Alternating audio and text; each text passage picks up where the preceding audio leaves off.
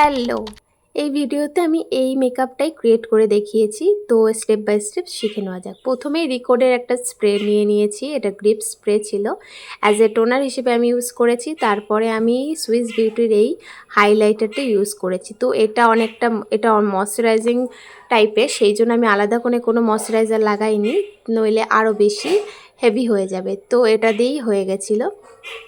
তো খুব ভালোভাবে ব্লেন্ড করেছি। আর এটার মধ্যে প্রাইমার, ময়শ্চারাইজার এবং ময়শ্চারাইজার মেশানো আছে, তো সেই কারণে এক্সট্রা করে প্রাইমারও লাগাইনি।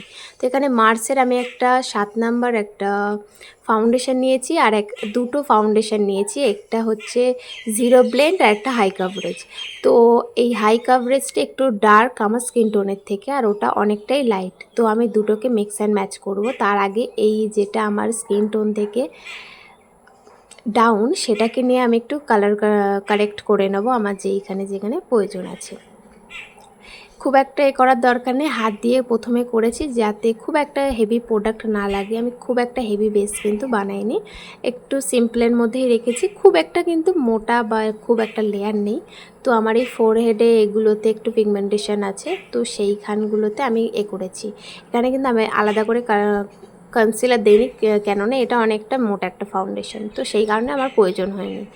তো এরপরে আমি যেখানে প্রয়োজন সব কটাই দিয়েছি, খুব হাত দিয়ে দিয়েছি যাতে প্রোডাক্টটা খুব মিনিমাম লাগে, যেটুকু দরকার সেটুকু লাগে। এবং লাস্টে আমি ব্রাশটাতে জাস্ট আমি পুরোটাকে ভালো করে ব্লেন্ড করে নিয়েছি। হাত দিয়েই ব্লেন্ড করেছি, শুধু এক্সট্রা যাতে আরও ছড়িয়ে যায় মুখের মধ্যে, তো সেই জন্য ব্রাশটা ইউজ করেছি। এই কারণেই ব্রাশটা ইউজ করা, যাতে হাত দিয়ে যেগুলোতে হয়নি সেগুলো পুরো মেল্ট হয়ে যায়। তো এরপরে এই ফাউন্ডেশনটা আমি নিচ্ছি, আমি 1 ড্রপও নেইনি, তারও কম নিয়েছি। আর এটা আমার স্কিন থেকে অনেক লাইট। তো এই দুটোকে, কারণ একটু মোটা হয়ে যাবে আমি যদি হাই কাভারেজ নিই, তো সেই জন্য আমি জিরো ব্লেন্ডটা একটু পাতলা, এবং এটাকে আমি একটু হাত দিয়ে একটুখানি গলিয়ে নিয়েছি, যাতে যে শক্ত ভাবটা আছে সেটা অনেকটা অয়েলি আর একটু পাতলা হয়ে যায়। তো তারপরে আমি এখানে কিন্তু ব্রাশ দিয়ে ইউজ করেছি, এবং ব্রাশ দিয়ে ইউজ করার একটা ফল হচ্ছে বিউটি ব্লেন্ডারে অনেকটা প্রথমে সোক করে নেয়। তো এটা দিয়ে প্রথমে করে তারপরে বিউটি ব্লেন্ডারের ফিনিশিংটা সবথেকে বেশি ভালো আসে। তো এটা দিয়ে প্রথমে ব্লেন্ড করার পরে বিউটি ব্লেন্ডার দিয়ে লাস্টে টাচ আপটা করলে ভালো হবে, তাতে কোনো এক্সট্রা কোনো প্রোডাক্টও শোক করবে না, এবং যেটা এক্সট্রা আছে সেটা মোটামুটি উঠে যাবে এবং একটা ক্লিন লুক দেবে। আর এখানে আমি একটা কথা বলবো, একেবারে কোনো ফাউন্ডেশন কিন্তু একেবারে মুখে দেবে না। প্রথমে একটুখানি দিয়ে আস্তে আস্তে বিল্ড আপ করতে পারো, কিন্তু একেবারে না দেওয়াটাই ঠিক, কারণ বেশি হয়ে গেলে সেটা কিন্তু আর তোলা যাবে না, বাট কম হলে আমরা আবার দিয়ে সেটাকে কিন্তু ফিল করতে পারবো। তো এখানে আমি সেটাই করি, প্রথমে একটুখানি দেই, তারপরে আস্তে আস্তে যদি আমার প্রয়োজন হয় তো তারপরে দিই। আমি এটা বেসটা দেখাচ্ছিলাম, এটা অনেকটা কিন্তু অয়েলি টাইপের, এটা খুব একটা ম্যাট না। তারপরে আমি একটা মার্সের কনসিলার নিয়েছি। আজকে আমি বেশিরভাগটা মার্সের প্রোডাক্ট দিয়েই করেছি, বেশিরভাগ যত ফেসের প্রোডাক্ট আছে মোটামুটি। তো এখানে আমি কনসিলার দিয়ে নিচ্ছি যেখানে প্রয়োজন। কনসিলারটা শেড নাম্বার হচ্ছে 4, আর ফাউন্ডেশনটা ছিল একটা জিরো ব্লেন্ডটা ছিল 2, আর হাই কাভারেজটা ছিল 7। তো এরপরে আমি কিন্তু এখানে কোনো বিউটি ব্লেন্ডার ইউজ করিনি। এখন সেম আমি প্রথমে এটা দিয়ে কিন্তু আর ব্লেন্ড করেছি, আর এর আগে কিন্তু আমি একটুখানি রেখে আমি অন্য কাজ করেছি, কারণ কনসিলার একটু রেখে দিলে কাভারেজটা বেশি হয়, ক্রিজটা কম পড়ে। তো তারপরে যত এক্সট্রা আছে সেটা পুরোটা মেল্ট করেছি। প্রথমে কিন্তু ব্রাশ দিয়ে করলে খুব ভালো হয়, তারপরে বিউটি ব্লেন্ডারে ফিনিশিং আনার জন্য ওটা লাস্ট ইউজ করেছি। তো এখানে আমি ব্যানানা পাউডার নিয়েছি, সেট নাম্বার 2 ছিল, এটাও কিন্তু মার্সের প্রোডাক্ট ছিল। মার্সের পাউডার, ফাউন্ডেশন, এভরিথিং সবকটাই কিন্তু ওয়াটারপ্রুফ, আর সবকটাই কিন্তু খুবই ভালো। এটা কিন্তু আমি এটা বলতে চাচ্ছিলাম যে এখানে কিন্তু আমরা ডাইরেক্ট পাউডারটা ইউজ করবো না, প্রথমে হাতে একটুখানি মেল্ট করে নিয়ে তারপরে। এবং এখানে আরেকটা টিপস, এখানে হলো ক্রিজ অনেক সময় কথা বলতে বলতে বা অনেকক্ষণ হয়ে গেলে ক্রিজটা পড়ে যায়। তো ব্লেন্ডটা করে তারপরে আমরা কিন্তু পাউডার দিয়ে ব্লেন্ড করব, তাতে কিন্তু খুব ভালো হয়। তো পাউডারটা আমি কিন্তু এখানে মিনিমাম লাগিয়েছি, কিন্তু মার্সের এখানে আরেকটা আমরা বেনিফিট পাই, এখানে কিন্তু আমাদের একটা কিন্তু পিৎজা পাফ ফ্রি দেয়। এটা কিন্তু এটা খুব কোয়ালিটিফুল একটা পাউডার। এটা কিন্তু আমি ওয়াটার দিয়ে সেট করছিলাম এবং এটাও দেখাচ্ছিলাম যে প্রোডাক্টটা কতটা ওয়াটারপ্রুফ। আসলে ওয়াটারপ্রুফের বিশেষ করে পাউডারটা মেন রোল প্লে করে, কারণ পাউডারটাই ঠিক হওয়া দরকার। তো এখানে আমি একটা গ্রেস হ্যাভেন এরকমই কিছু একটা ছিল, আমি ভালো করে খেয়াল করিনি, এরকম একটা শেড নাম্বার 2 ছিল। আর আমি কিন্তু ডাইরেক্ট কিন্তু প্রোডাক্ট নিয়ে কিন্তু মুখে লাগাইনি, তাহলে কিন্তু প্যাচেস পড়তে পারে, হুট করে ব্লেন্ড না করতে পারলে কিন্তু ভালো লাগবে না। তো প্রথমেই কিন্তু ডাইরেক্ট দেওয়া যাবে না। আর এখানে আমাদের যে এখানে যে বোনটা আছে, যে হাড়টা আছে, সেটার নিচে কিন্তু কোনোভাবে কিন্তু ব্লাশ আসবে না। তারপরে ক্যাচটা আইস এই প্যালেটটা থেকে কিন্তু আমরা করেছি। আর এখানে কিন্তু আমি কোনো কন্ট্রোলের জন্য আমার আলাদা করে আমি প্যালেট আমার কাছে নেই, তো সেটার জন্য আমি ওখান থেকে একটা ব্রাউন কালার নিয়েছি। আর ওই কালারটা কিন্তু আমি কিন্তু এক্সেস প্রোডাক্ট কিন্তু ঝেড়ে নিয়েছি, কারণ নইলে কিন্তু একই আবার ওখানে কোনো প্যাচেস পড়তে পারে, ডাইরেক্ট অনেকটা প্রোডাক্ট লাগতে পারে। কম প্রোডাক্ট হলে আমরা কিন্তু বেশি করে দিতে পারবো, কিন্তু বেশি হয়ে গেলে কিন্তু আমরা কমাতে পারবো না।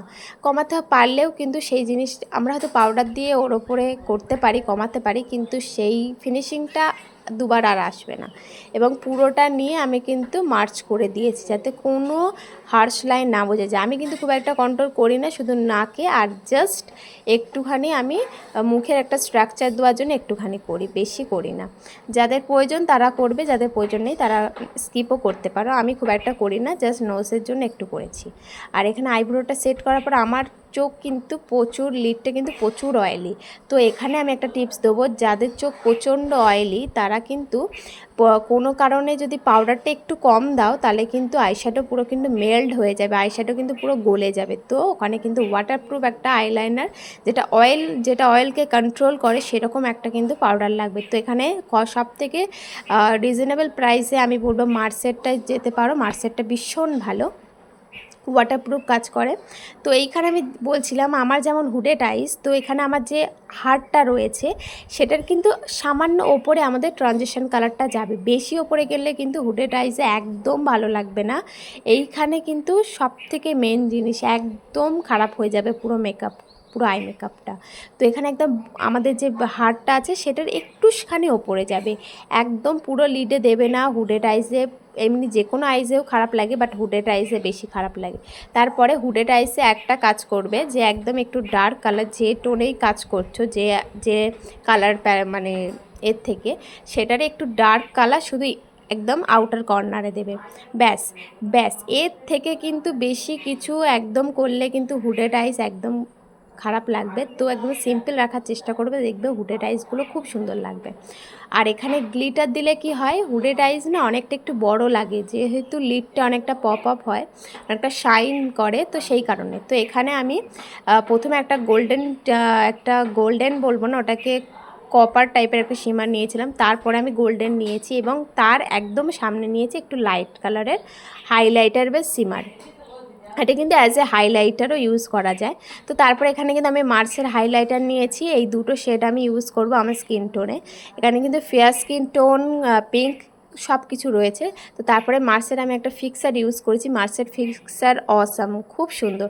তো ফিক্সারের পরেই কিন্তু আমি কিন্তু হাইলাইটার ইউজ করছি, হাইলাইটারটা ফিক্সারের পরে ইউজ করলে কিন্তু বেশি পিগমেন্টেশন এবং বেশি গ্লো করে, বেশি আরও মেল্ট হয় সেই জন্য। আর ফিক্সারটা পুরো শুকাবে না, একটুখানি 90% শুকিয়ে গেলে 10% যখন একটু হালকা ভিজে থাকবে সেই তখনই করবে কিন্তু।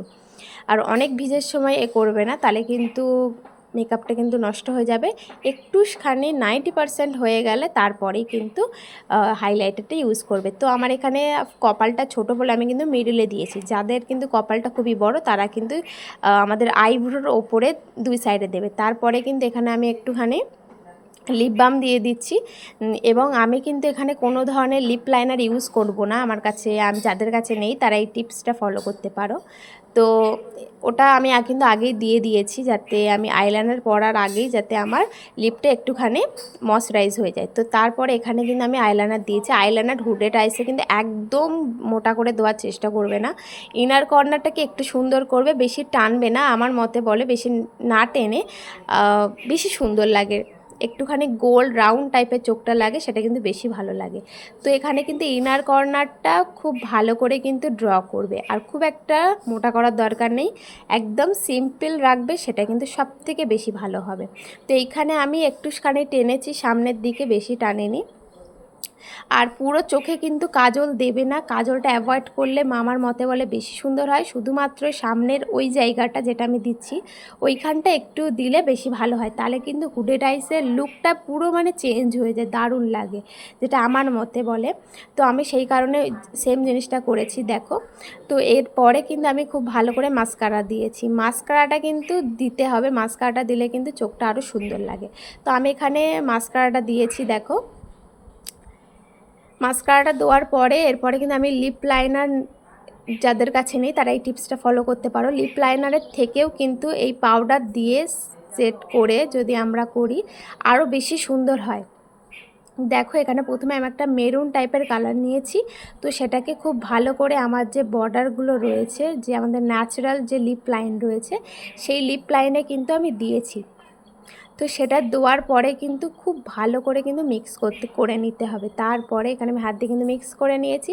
এরপরে কিন্তু আমি দুটো শেড কিন্তু মিক্স করছি, একটা হচ্ছে রেড কালার এবং রেডের পর কিন্তু, তো এখানে আমি দুটো কালার কিন্তু মিক্স করেছি, এটা কিন্তু একটু পিঙ্ক টোন টাইপের, একটু নিউড কালার টাইপের, আর এখানে আমি আরেকটা ছিল রেড, সেই দুটো মিক্স করে কিন্তু এটা করেছি। এবং যে পাউডারটা ছিল সেটা কিন্তু খুব ভালো করে মিক্স করে নিয়েছি, নইলে কিন্তু ভালো লাগবে না, মিক্সটা কিন্তু করতে হবে। আর এখানে কিন্তু সবথেকে একটা আই লুকটা পুরো চেঞ্জ করবে এই কিন্তু হোয়াইট কাজলটা, এটা কিন্তু পুরো লিডে পুরো ওয়াটার লাইনে দেওয়ার দরকার নেই, মোটামুটি দেবে। আমার কিন্তু এখানে খুবই চোখে জল আসে, একটুখানি চোখে কোনো কিছু টাচ করলেই কিন্তু আমার প্রচণ্ড পরিমাণে সেন্সিটিভ আইস, খুবই জল আসে। কারণ আমি ল্যাশ পরবো, ল্যাশ পরার সময় আমার ভীষণ পরিমাণে জল আসছে, আমি সেই কারণে আমি চোখটাতে হাতই দিতে পারছি না, কিন্তু পরতে তো হবেই, কিছু করার নেই। দেখো আমি বারবার এমন করছি, মানে ল্যাশ পরলেও আর কি এত পরিমাণে চোখে জল আসে, মানে কি বলবো, কাজলের থেকেও কিন্তু ল্যাশের সময় আমার প্রচণ্ড পরিমাণে, যেহেতু চোখে অনেকটা টাচ করতে হয়, তো এখানে কি করবে অনেকে এই যে বার্ডগুলো আছে সেগুলো নিয়ে চোখের যে এক্সট্রা যে জলটা আছে সেটা কিন্তু শোক করে নেবে, তাহলে কিন্তু অনেকটা হবে। তারপরে কিন্তু আমি রিকোডের একটা স্প্রে ইউজ করেছি, এই স্প্রেটা কিন্তু অনেকটা ডিউবি, ঠিক আছে। আর এখানে আরেকটা টিপস, আমাদের যে এখানে আমাদের ল্যাশের একটা যে লাইন রয়েছে সেটা কিন্তু বোঝা যায়, সেটা কি করবে, লাইনার অথবা কোনো একটা লাইনার বা অথবা যে কোনো পরিমাণের কাজল সেটা দিয়ে ব্লেন্ড করে নেবে, তাহলে মিটে যাবে। দেখো এটা হচ্ছে final look. Thanks for watching.